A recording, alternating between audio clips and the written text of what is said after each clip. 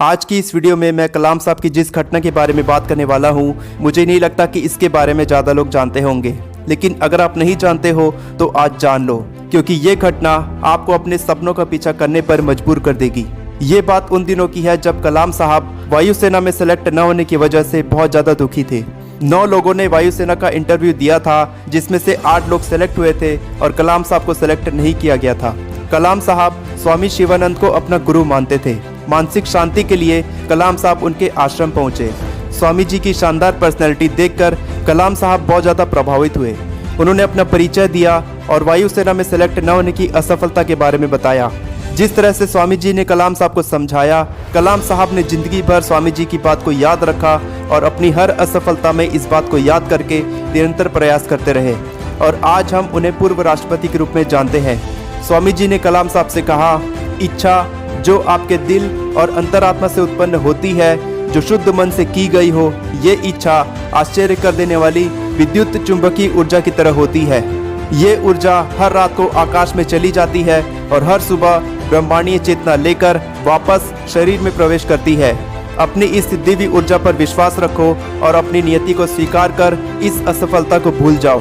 नियति को तुम्हारा पायलट बनना मंजूर नहीं था, इसीलिए असमंजस और दुख से निकलकर अपने लिए सही उद्देश्य की तलाश करो। इन सब बातों का डॉक्टर कलाम साहब के ऊपर जादू सा असर हुआ और कलाम साहब दिल्ली आकर DT-DNP के इंटरव्यू के रिजल्ट का पता लगाने लगे। उन्हें पता चला कि उनका सिलेक्शन हो गया था और सन 1958 में कलाम साहब वरिष्ठ वैज्ञानिक सहायक के पद पर सेलेक्ट किए गए। कलाम साहब अपनी किताब विंग्स ऑफ फायर में लिखते हैं, अगर यही मेरी नियति थी तो यही सही। आखिरकार मैंने मानसिक शांति का एहसास किया और एयरफोर्स में सेलेक्ट न होने की वजह से न ही मैं कभी दुखी रहा और न ही मुझे इसका अफसोस हुआ। हम सब जानते हैं कि भारत रत्न से सम्मानित डॉक्टर अब्दुल कलाम साहब 2002 से 2007 तक भारत के 11वें राष्ट्रपति रहे। पृथ्वी, त्रिशूल, आकाश और नाग नाम के मिसाइल में डॉक्टर कलाम साहब का भरपूर योगदान रहा। ब्रह्मोस प्राइवेट लिमिटेड की स्थापना की और इसी सफलता के बाद कलाम साहब को मिसाइल मैन के रूप में प्रसिद्धि मिली। जब एक न्यूज़पेपर बांटने वाला लड़का कलाम साहब बन सकता है तो फिर आपकी सफलता का रास्ता किस असफलता ने रोक रखा है?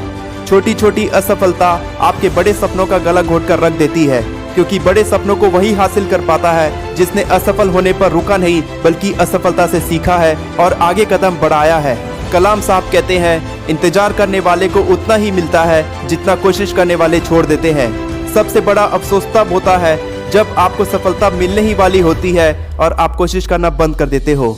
कलाम साहब कहते हैं, अगर तुम सूरज की तरह चमकना चाहते हो तो पहले उसकी तरह जलना सीखो, क्योंकि सपने वो नहीं होते जो आप नींद में देखते हो, बल्कि सपने तो वो होते हैं जो आपको सोने ही ना दे।